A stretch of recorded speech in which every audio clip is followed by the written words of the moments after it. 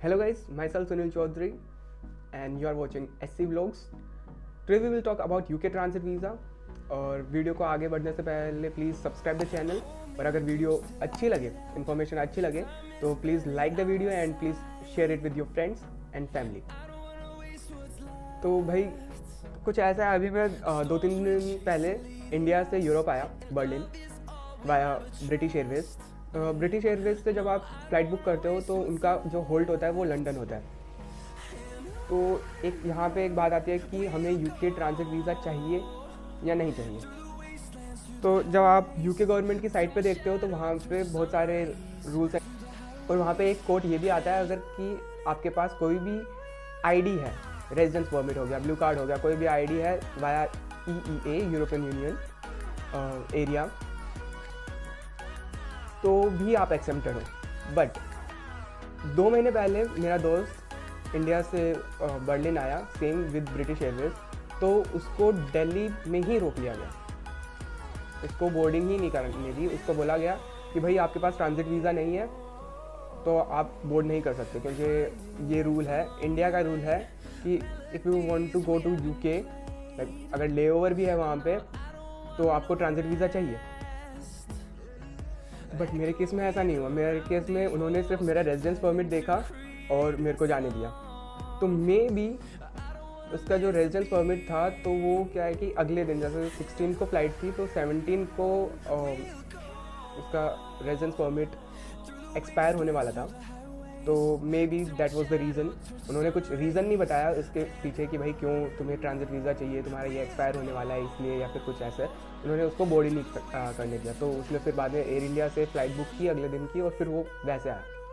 But मेरे case के अंदर क्या हुआ कि इट्स लाइक उन्होंने हर बार हर जगह जहाँ पे भी मेरे डॉक्यूमेंट्स पूछे गए तो वहाँ पे उन्होंने मेरा रेजिडेंस परमिट को प्रेफरेंस दी कि भाई आपके पास रेजिडेंस परमिट है। मैंने कहा हाँ। तो उन्होंने देखा और मेरे को बोर्ड करने दिया। तो यहाँ पे ये चीज़ समझ में आती है कि भाई अगर आपके पास EEA का, मतलब यूरोपियन यूनियन का, अगर आपके पास रेजिडेंस परमिट है, ID कार्ड है, तो आप एक्सेप्टेड हो, क्योंकि ये क्लियरली कहीं पे भी मेंशन नहीं है। मैंने जब, मेरे को भी यही था कि भाई मेरे को भी ट्रांजिट वीज़ा चाहिए हो, तो मैं बहुत कन्फ्यूजन में था। मैंने इनके ऑफिशियल इंस्टाग्राम वहाँ पे पूछा, इनके ब्रिटिश एयरवेज के जो दिल्ली के अंदर जो हाई कमीशन अथॉरिटी है वहाँ पे पूछा, उनको किसी को भी चीज़ की नॉलेज नहीं थी कि भाई चाहिए नहीं चाहिए। फिर मैंने बहुत सारे ट्रांजिट ये जो वीज़ा एजेंट हैं उनसे पूछा, तो इन्होंने बोला कि if your layover is not more than 8 hours, और अगर आपका कोई बोर्डिंग कंट्रोल अगर आपको पास नहीं करना है और अगर आपको बाहर नहीं निकलना है एयरपोर्ट से, तो आपको ज़रूरत नहीं है। तो मैंने कहा ठीक है भाई, चांस ले लेते हैं, अगर बैठने देंगे तो बैठने देंगे, नहीं बैठने देंगे तो भाई एयर इंडिया जिंदाबाद। तो मैंने चांस लिया और मेरे को उन्होंने बोर्ड करने दिया।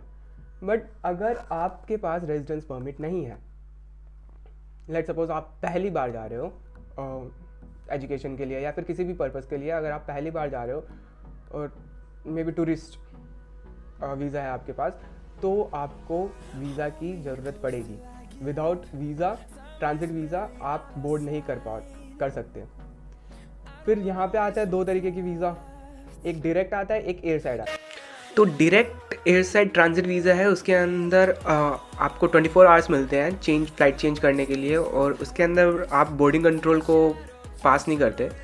बट जो UK visitor in transit visa होता है दैट इज़ फॉर 48 आवर्स, और उसके अंदर आप क्या है, बोर्डिंग कंट्रोल को पास कर सकते हो। अगर आपको लगेज वगैरह चाहिए, मतलब आपकी कनेक्टिंग फ़्लाइट दूसरी है तो आपको लगेज अगर लेना है तो वो आप कर सकते हो, ले सकते हो। तो अगर इट्स बेटर कि आप दोनों में फ़र्क जाने और सही वीज़ा चुनें। या फिर कहीं पे भी तो आप ट्रांजिट वीज़ा लें, इट्स वेरी इजी, 1 हफ्ते के अंदर आ जाता है। मेरी बात हुई थी VFS और VFS ग्लोबल के ऑफिशियल्स से, तो 1 हफ्ते में आ जाता है ट्रांजिट वीज़ा। इतना कुछ इशू नहीं होता, बस आपको डॉक्यूमेंट्स, अपनी फ़्लाइट टिकट और पर्पस और ये सब कुछ दिखाना होता है, और easily you can get the transit visa in 1 week. तो it's better to get the transit visa, वरना वही है कि आपके कितने अगर यूरोप के मेरी लगाओ तो इट्स 1 वे इट्स 30,000, तो उसको फिर वो कैंसिल करेंगे, फिर वो वाउचर में देंगे, फिर आप उसको यूज़ करोगे। बहुत परेशानी है। तो it's better to get the transit visa to board British Airways. That's all. बाकी मेरे को जो मेरा पर्सनल ओपिनियन है भाई ब्रिटिश एयरवेज का, तो ये उनकी सर्विस बहुत सही है, but in terms of communication customer care जो है वो बहुत ख़राब है इनका। भाई ये ऐसे बोलते हैं कि अगर इनका जो लंदन का जो मेन ब्रांच है, अगर वहाँ पे अगर आपको बात करनी है तो दे चार्ज फॉर यू पर मेल, कुछ चार्ज है, अभी मेरे को याद नहीं है, बट पर मेल चार्ज है। इवन फिर बाद में वो बोलते हैं कि अगर आपको अर्जेंट है तो आप कॉल भी कर सकते हो, तो उसका भी पर मिनट चार्ज है। और फिर मैंने सोचा कि यार चलो कोई नहीं, ये भी कर लेते हैं। बट जब मैं करने बैठा तो पहले आपको पेमेंट करनी होती है, तो मैं पेमेंट कर रहा था, वो पेमेंट भी नहीं हुई। तो मेरे पास कुछ ऑप्शन था नहीं इसका। मेरे को वैसे भी मेरे को एयर इंडिया की करनी थी भैया, अगर ये बोर्ड नहीं करने देते तो, बट लकीली इन्होंने बोर्ड करने दिया। तो मेरा मानना यही कि अगर आपके पास रेजिडेंस परमिट है तो you can board, you don't need any transit visa for that. But अगर आपके पास ऐसा कुछ आईडी नहीं है, अगर आप फर्स्ट टाइम जा रहे हो, तो you have to have transit visa for UK. That's all. Thank you for listening and meet you in the next video. Till then, take care. Bye bye.